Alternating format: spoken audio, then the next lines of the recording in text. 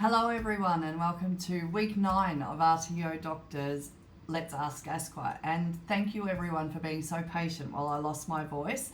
As you can hear, it is now back, and I'm sure that there are some people just saying, I wish she still had no voice. Unfortunately for them though, I'm back and my voice is working perfectly fine, which takes us to week 9's question in this 52-week series of Let's Ask ASQA. This week's question is going to be a little bit different, a little bit common as well, I would say. One of the things that I've been seeing a lot of in the last few weeks is what used to be called validation versus what is currently validation under the standards for RTOs 2015, and how they're interpreted by auditors and the standards and how they've changed and all that jazz.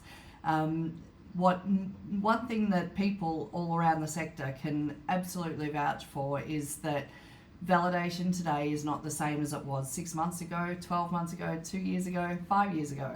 It is very, very different indeed.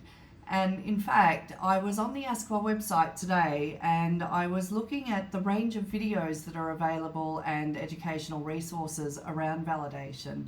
And I was thinking to myself, I wonder where this definition changed. At what point did it change, and why did it change? How did that change come about? Because you don't just go from having a very consistent agreed definition for decades changing all of a sudden to mean something completely different. And that's exactly what happened with the introduction of the standards, right? We had this consistent definition of what validation was, and all of a sudden with the introduction of these new standards, we have the validation meaning that there is a statistically valid sample of assessment judgments that have to be reviewed. Now, of course, with that new definition came a set of other terms as well, like verification and moderation. And does moderation actually mean the same thing? Well, that's what we're going to ask ASQA this week. Why did the change happen with the definition of validation? When did it happen? Why did it happen? And just, I have this thing about, I think it's called the etymology of words. I'll double check that and put it in the comments if I'm wrong. But what I mean is the meaning of words and semantics, and how different parts of words mean different things.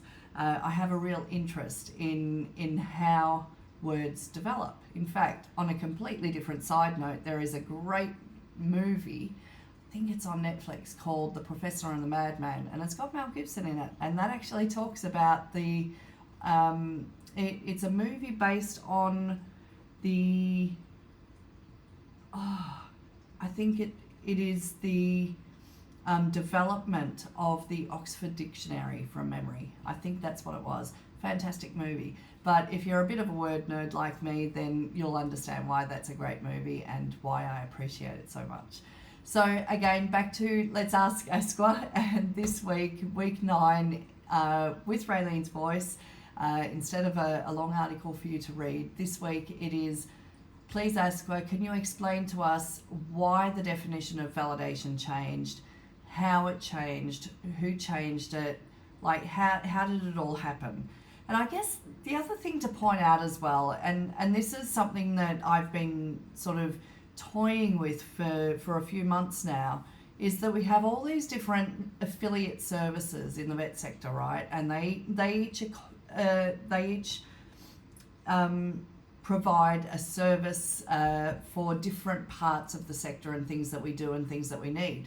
And what we're seeing is the development of validation services that are consistent with what ASQA now calls verification, if I'm correct, and that is the pre-implementation quality review of assessments. But they're called validation services, and in fact they're actually not completing validation as per the standards in 2015, which makes it even more confusing for some providers out there, I guess, is they engage with services thinking that they're actually completing validation in accordance with the standards, but in actual fact they're not.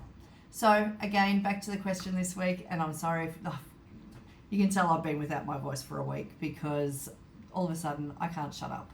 But I promise I will. Okay, the question for this week, week 9, let's ask ASQA, how did the validation definition change and why did it change? ASQA, we look forward to getting a response to you for that question, and I hope to see you next week for week 10 of Let's Ask ASQA. Thanks very much, and bye for now.